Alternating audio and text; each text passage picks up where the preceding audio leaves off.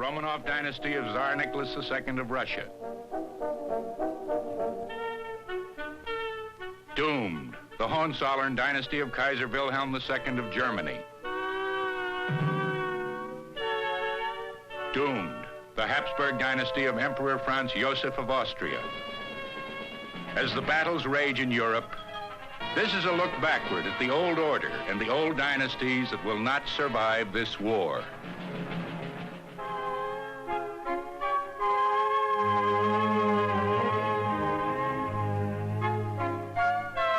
This is royalty at play in Denmark, uninhibited by that strange new device, the motion picture camera. The vast entwined royal forest of Europe has one of its roots here, in the family tree of Christian IX, whose daughter married Edward VII of England.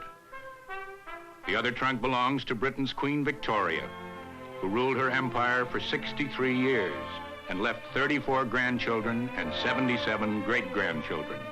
In the twin trunks of European royalty, the connecting link, grandson of both Christian and Victoria, is George V of England.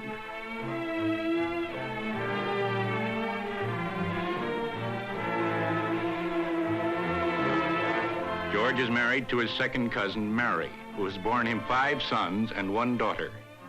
2 of the sons will be kings, Edward VIII, who will abdicate for the woman he loves, and George VI.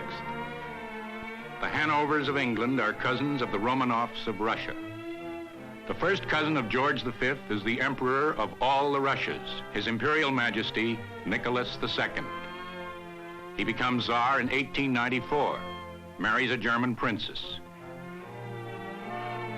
Through her, the Romanovs of Russia are related to the Hohenzollerns of Germany.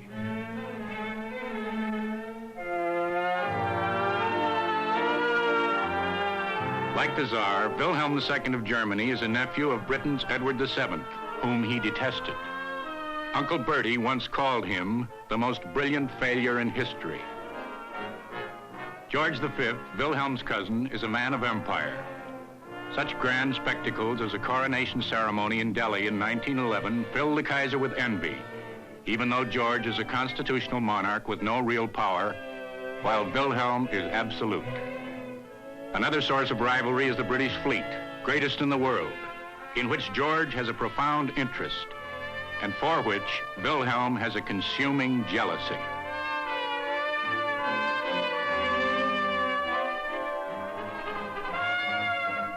In Russia, the Tsar retreats into the safe, frivolous world of family and court, oblivious to the seething ferment of his land.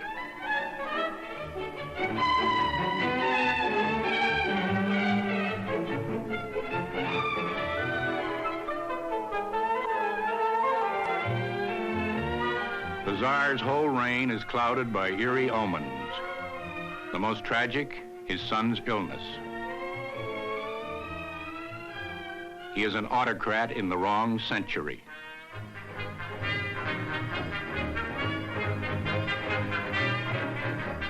Kaiser Wilhelm II of Germany is a different sort. Born with a severely deformed left arm, the result of a doctor's mistake during delivery, he spends his life hiding it from the world and overcompensating for it.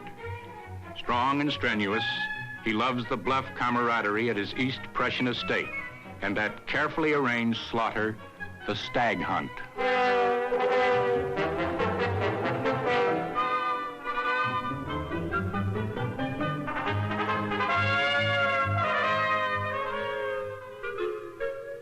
The Kaiser is passionate about matters like military bearing. To improve his, he uses this as an office chair. He has 12 full-time valets and more than 200 uniforms for every occasion. He wears an admiral's uniform to the aquarium and has been known to change into a British uniform to eat plum pudding.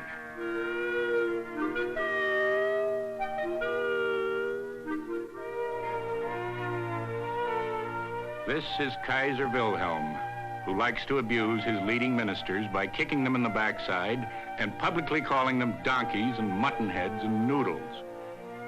In his impatient hands, the destiny of Germany, as well as of Europe, is now entrusted.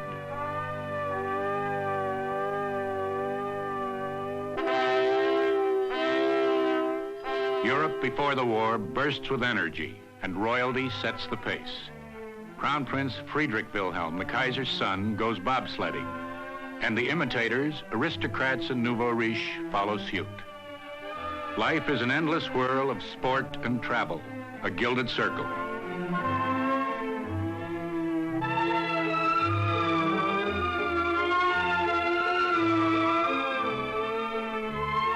The automobile has arrived. The Kaiser is fascinated by these new inventions, and Germany, with its dynamism, is quick to exploit them.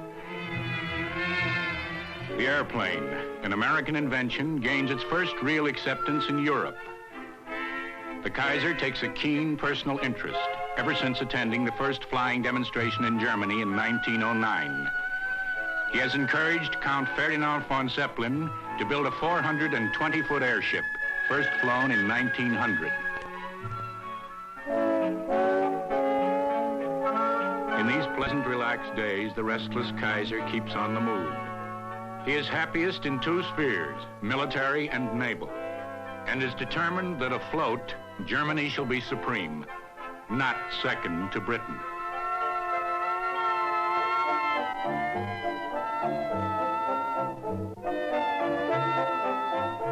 The German economy pounds ahead, dynamic, productive, inventive.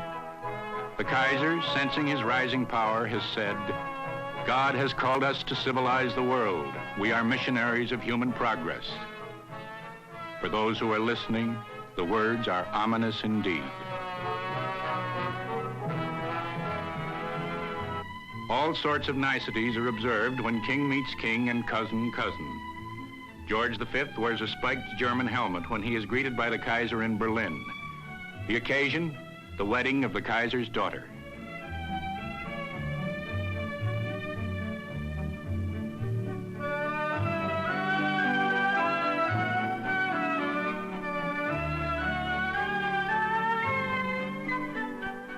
George goes to Paris for several state visits, but Wilhelm only once, in 1878 at the age of 19. "The feverish haste and restlessness repelled me," he said. "I never wanted to see the French capital again." He never would. But Paris and all of the other capitals of Europe continue to attract the wandering wealthy of the international set. As Winston Churchill will write, "The old world in its sunset was fair to see."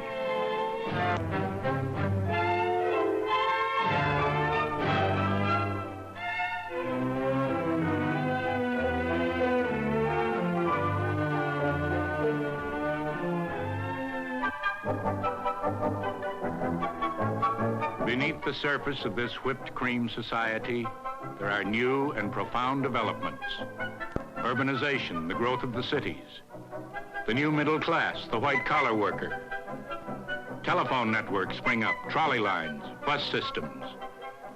London triples in size between 1850 and 1911. Berlin grows by 1 million in the 3 decades before 1914. Everywhere, change, drastic and sweeping, is in the air.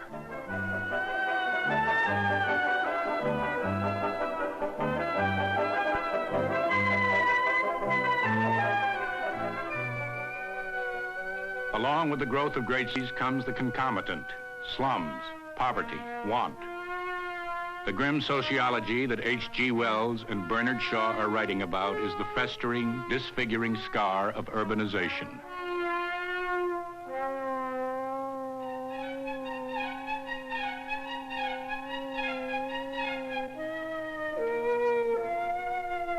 Labor unrest is common, strikes widespread.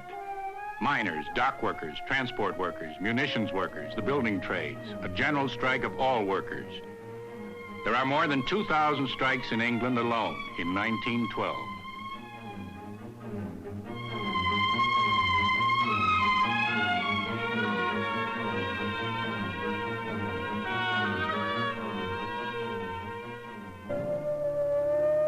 In Russia, great change is also underway, although the Tsar seems impervious to it. The big estates are being broken up. By 1914, peasants will own nearly 80% of the land. Yet the awful poverty persists. Russia's economy has the fastest growth rate in Europe, although from a very low base.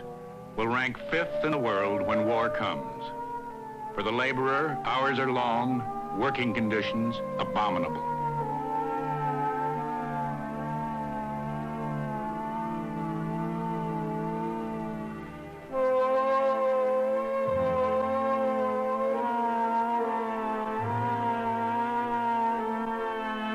Labor unrest increases. 2,000 strikes in 1912. Another 2,000 in 1913. 4,000, involving 1.5 million men in the first half of 1914. One of the worst is the general strike at the Baku oil fields in May of that year.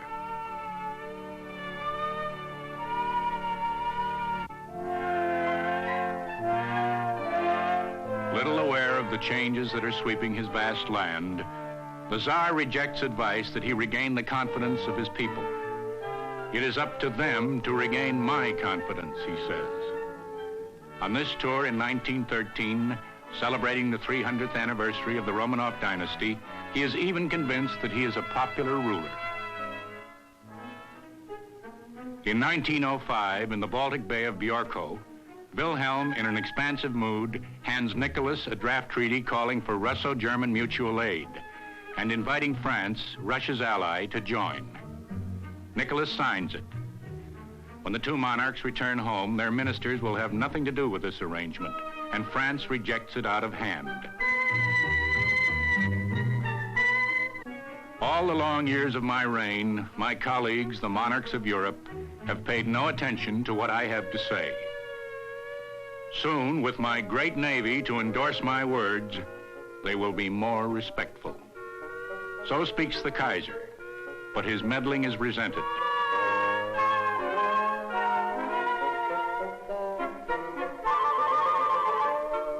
He is determined to build an empire based on sea power and trade, as Britain has done. Twice, Wilhelm visits Turkey to court the Ottoman monarch, Sultan Abdul Hamid II, known also as Abdul the Damned and the Red Assassin. His intrigues make Europe nervous, especially England, not eager for trade competition, and Russia with her own designs in the Middle East. Now, Europe's alliances are hardening. The Triple Alliance of Germany, Austria-Hungary, and Italy. The Triple Entente of Britain, France, and Russia. And the Kaiser's great fear of encirclement is magnified.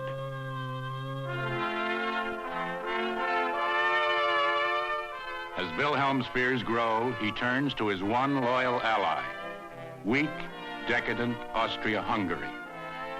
Old Franz Joseph has been emperor for more than 60 years.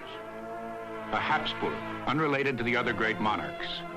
Flattered by Wilhelm's attention, but privately contemptuous of his mannerisms. His polyglot country, that madhouse of nationalities, is torn with internal dissension. His empire has not won a battle since 1848, or even fought one since 1866. He is the man of the 19th century, absolute, obsessed by ritual. It would all be so charming and operetta-like if it were not so deadly serious. One day in a Viennese garden, his nephew and heir, Archduke Franz Ferdinand, is handed a sentimental bouquet.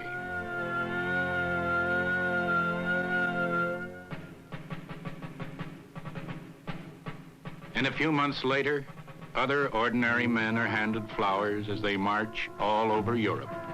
After 2 gunshots, after Sarajevo.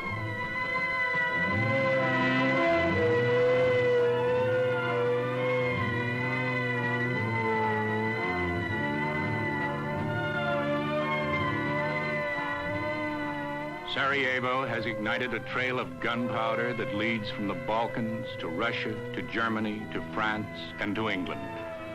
The explosion is tearing this lovely world asunder. There have been 4 great dynasties in Europe. Only the British, the one constitutional monarchy, will survive the war. For the autocrats, Habsburg, Romanov, Hohenzollern, this road ahead This road of suffering, upheaval, and death is for them the road to doom.